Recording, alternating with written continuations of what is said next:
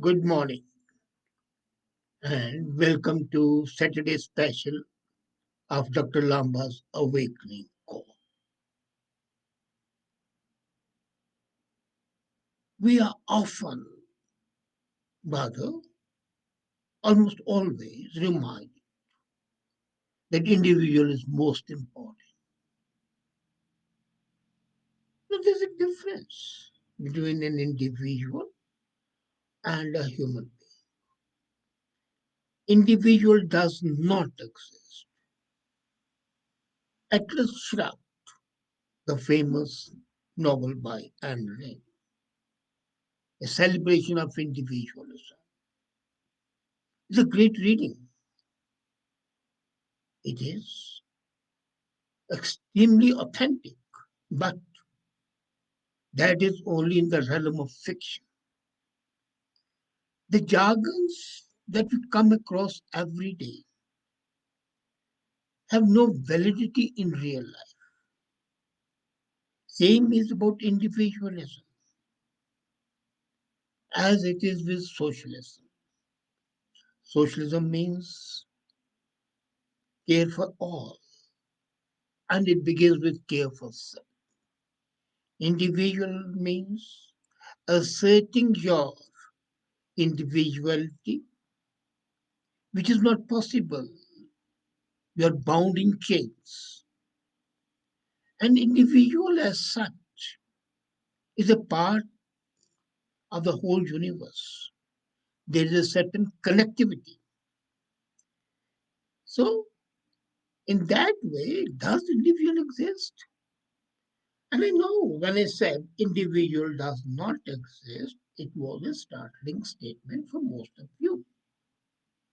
You would think, am I not an individual with my own independent thoughts, feelings, opinions, aspirations, prejudices, making me what I am, an individual? It's really not that simple. The interconnectedness, the concept of that, of which the spiritual masters and the philosophers talk of, all point to believe. And the fact of that thought is that nothing in this universe is a standalone entity. No man is an island unto himself or herself. What is revelatory is there's not just belief, it's turning out to be a fact. Let's refer to the more to the metaphysics of existence and the causality factor. The causal relationship adds up to the physical atmosphere as well. It's not only at the spiritual domain. Cause and effect are a part of physical everyday life. Let's take up marine biology, for example. I was reading the Nature magazine and I read scientists exploring the deep sea of the coast of Australia have discovered up to 30 new underwater species, including the string-like creature known as syphnophore, which might be the longest animal ever discovered, measuring 46 meters. Although they look, behave, and move around like individual organisms, syphnophores are actually floating colonies made of multicellular organisms that are attached to each other and cannot survive individually, independently. Now, is this not what you are? Tiny multicellular organism. So amazingly, what is being described here in the nature as a single organism is actually not a single organism, but a community of multicellular organisms. And it cannot exist without community. Isn't this just an alteration of that man is a social animal? And the same goes for a range of species on the chains of existence, including human beings. Look at the gut inside. I was reading just yesterday that there are 70,000 new viruses living in the country out of 140 which were identified earlier. Now, if those viruses, all of them, are not there, then you don't exist. The gut bacteria that is inside your body is a thriving ecosystem that makes you as an individual. So much so that you talk about gut feeling and butterfly in the stomach, then you have a premonition of feeling anxious. So the gut bacteria is prompting your thoughts. Are they not separate than you are? Some viruses can die, some cannot without impacting you. But if all die, of course, they'll impact you. Ultimately, meaning that you as an individual are not alone. The other cellular, multicellular aspects that have to be taken into consideration. And in this context, it's possible to sanitize the entire universe. It would be unnecessary. In fact, since millennia, we have learned to live with the challenges. Are human beings? They can be in the shape of microbes, natural, human-made disasters, success, failure, joy, suffering, pain. But human beings have survived. That is not to trivialize the plight of those who have lost their loved ones, lost their livelihoods. But imagine being alone, physically, mentally. You are all lost. And mental health is being referred to as an entire universe with multiple conditions and possibilities. And all are interconnected. The scientists call it comorbidity, a hidden biology underlies mental disorders. And one day may be predisposed or suffering from multiple conditions. As a matter of fact, a study was done by Report in 2018. More than 5 million people of Denmark, they were examined. And every single mental disorder predisposed the patient to the every other mental disorder. There was a connectivity. So one person's mental disorder could not be unrelated to the disorder of the other person. So what we think of individual is in reality, metaphysical terms. Physically, you are an individual. Spiritually, when I say you are an authentic being, you are an individual. You take your own decisions. But the moment you stop thinking of individual and come to the metaphysical and biological aspect, then individual is in fact a collection. And a collection is not just of other people as a social being, but also of other species, big and small. We have got to accept that. And until and unless we accept that, we will not be able to connect with each other. And if we don't connect with each other, and that's a problem. 90% of the problems that we face are because of being disconnected or unconnected, especially disconnected with the nature. And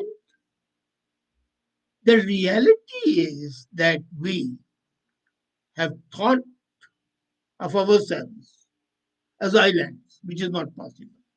Now, here comes in then what to do. Embrace the uncertainty principle. When Marx talked of religion as an opium of masses, he was in fact pointing to a core human perplexity. And that is what is reality? How are we relate to that reality? And how are we not to mistake the reality and run amok for it? You ever heard that old Indian tale of six blind men going to find an elephant? Somebody calls it a trunk, the other calls it a rock, the third calls it a spear, the fourth calls it a fan having touched the ear, and so on and so forth. So that, in fact, is the problem. That tail shows that the separate limbs those people touch pertain to the elephant, but they are not themselves the elephant. The elephant is all the all about and a great deal more. Then that's what the uncertainty is and what individualism is. Each one thinks that one part of or one organ or one aspect of the elephant they touch is elephant. They're right in their own way. But they're wrong because the elephant is much more than that. The reality comprises of one individual and the many. How do you relate to different models to explain that relationship and men advanced? And here, that's why I love these old philosophers. They did it. Plato, he talked of the one is above the many. Plotinus, one is a source of many. So you are the root of many, but not that you are many. Spinoza, the one is ground of the many. And to Hegel, the one is immanent of many. The corresponding images, if you look at that, in India, Nataraja, the dancing god, the dance is the purest form of sharing the miracle of creation, the purest form. Dance is a metaphor of integration, where many come together, merge together, create a being. It's in dance that one and many become one. It's impossible to separate them. How can you separate us Yates? I mean, see, I remember that he was the dancer from the dance. Dance is a part of the dancer, and the dancer is dance. It's incarnate. Not only that, neither the music nor the gesture, which the Indians call mudra, nor the costumes, and not even the soul of the audience can be separated from the dance. They're all interconnected. They are real, and without constituting individually, make dance a reality. This is the most spiritual image that you can create of Nataraja, purest form of sharing the miracle of creation, but which clearly negates the principle of individualism. Because the biblical idea of the reality is based on Trinity in structure. God, self, and the unknown are its three parts. Trinity is a mystery encased in an enigma. The three are distinct, but they are not independent. In even otherwise, even in Hindu scriptures, the creator, the preserver, and the destroyer are aspects of one Trimurti, the three-faced God.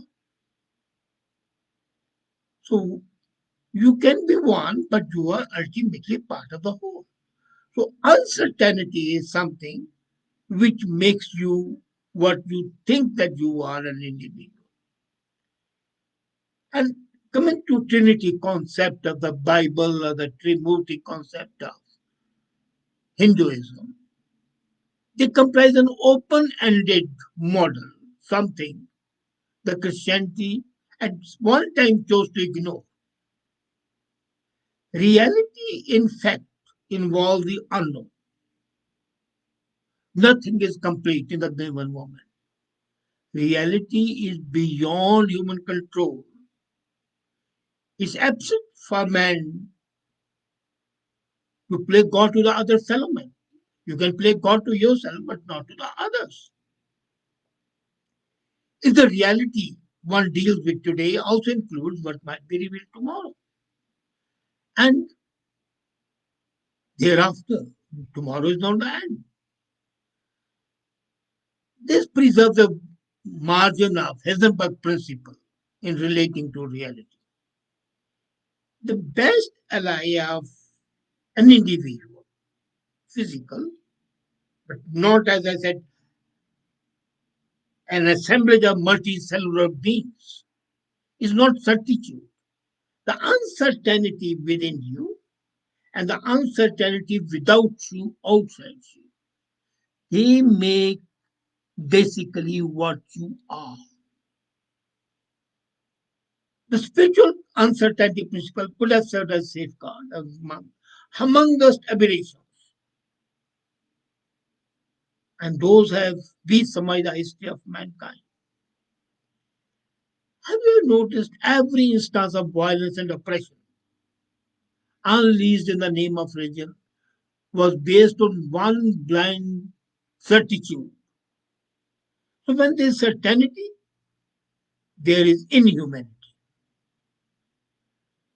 Now, each religion believed I am the final one, and the end was destruction and decapitation and killing and bloodshed. A modicum of uncertainty about one's presumptions would have prevented religion from being what it is, the insanity of the people. And that insanity incidentally showed that the individuals, when they are in a state of frenzy, then they make one composite whole as the 140,000 microbes inside your gut make you one. And I'm not talking of the viruses at other places, only in the gut. So do hundreds and thousands of the people in a mob constitute one. You are a part of the whole. You, and it's the uncertainty which gives you capability to separate yourself from that whole. And then, the counterpart of the bigotry in religion is a mandate to look beyond the given, to be responsible and skeptical of all the propaganda and the advocacy that has been trumped time to time. Let's not forget that the mystery of life needs a reverential understanding, contemplating the beauty of the many colored rainbow. And once you can contemplate the beauty of the rainbow, then the white radiance beyond the rainbow is not beyond. And that is a real individuality. So the principle of uncertainty gives birth to the real individuality and makes you what you are, the authentic human being, the ultimate Homo sapien. But individual as such exists only in fiction or the minds of the people who are suffering from a certain disconnect. Think about it. Thank you.